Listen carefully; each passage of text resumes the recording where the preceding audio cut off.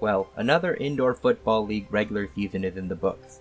The 16th IFL season saw the addition of two new franchises, the Jacksonville Sharks and the San Antonio Gunslingers, both previously of the National Arena League, and both would see varying levels of success transferring from the arena game, but in the end, neither would find themselves in the postseason.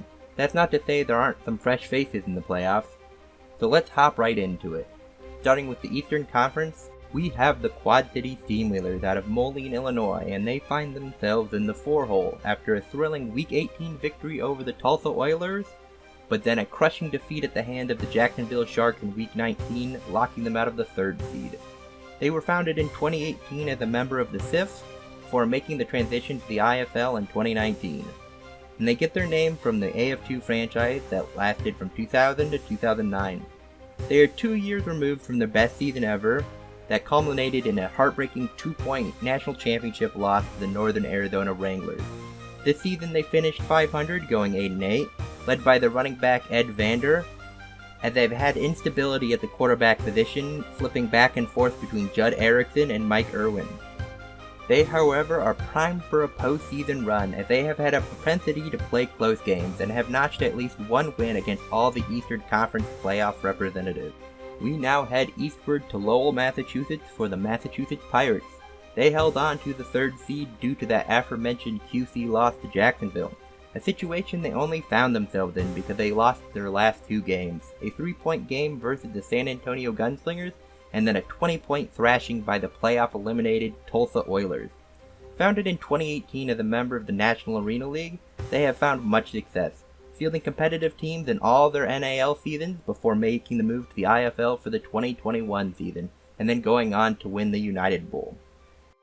They are led by longtime quarterback Alejandro Benefield, who has beaten out 2 high-profile former Power 5 quarterback signings in Cardale Jones in 2023 and then Trayvon Boykin in 2024. He is aided in the backfield by the league's leading rusher in Jimmy Robinson, and has had a reliable pass catcher in former Boilermaker Isaac Zicko. And even the defensive side has former first-round pick Matt Elam. This season they finished 8-8, but only lost to their playoff opponent in their single matchup, 48-52. And speaking of that playoff opponent, they are the 2nd-seeded Frisco Fighters. They come in with a record of 13-3 on the heels of a 5-game win streak. Founded in 2020, but not playing their first game until 2021, they've had quite the success, at least when it comes to the regular season.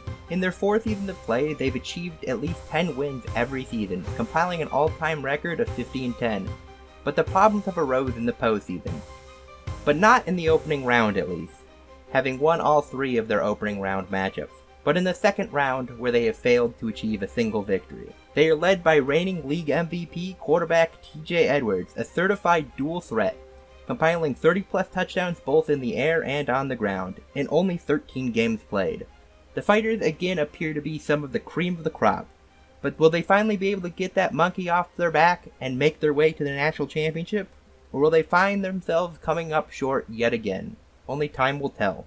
Coming in at the top of the East is perhaps the biggest surprise of the season, the Green Bay Blizzard. They came into the season plus 2,000 to win the IFL National Championship, and seemed primed to try and cash in on that. The Blizzard are perhaps one of the most storied indoor football league franchises by virtue of longevity, dating back to their founding in 2003 in the AF2. They made their way over to the IFL upon the 2010 relaunch of the Arena Football League for financial reasons. Surprisingly, despite their longevity and their location in a football-rich community, that has rarely translated to on-field success. As this season they broke a decade-long stretch in futility that only included a singular winning season and playoff berth. They are led by Wisconsin native Max Maylor, who has burst onto the scene this season, tossing 2,400 yards, 38 touchdowns, and only 4 interceptions, while also tacking on an additional 29 TDs on the ground. He's joined in the backfield by BJ Burgess, and has found quite the reliable receiving corps, as 4 of his targets have over 35 receptions this season. This should not overshadow the fact that they also bolster the #1 scoring defense that has only allowed just under 34 points per game. Now let's head west and get a look at our Western Conference contenders, starting off along the Golden Coast with the San Diego Strikeforce. Another surprise if the Vegas bookmakers were to be believed, as they also came into the season plus 2,000.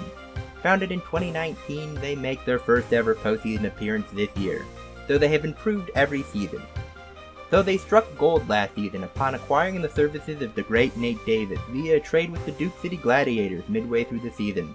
Since his arrival, he's led the Strike Force to a 14-12 record, including this season's 10-6 mark. A massive improvement from the team's 7-29 all-time record before his acquisition.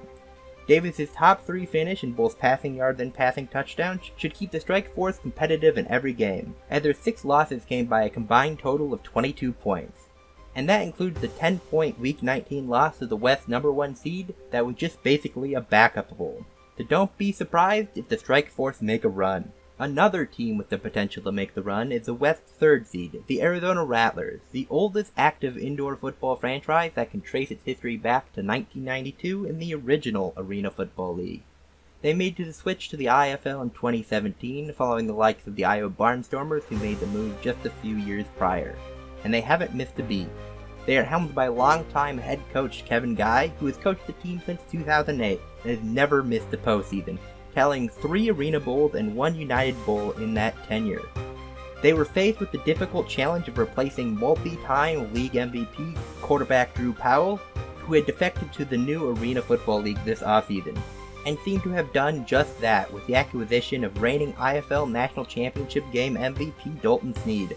Though some early season injuries threatened to derail the season, they healed up and bounced back to an 11-5 record, and are looking to climb to the mountaintop once again. In at the 2 seed was another shock, as well as a new face, in the Vegas Nighthawks. They came into the season at plus 1,800 to win the championship, and have certainly surpassed those expectations, going 11-5 and claiming the number 2 seed in the West.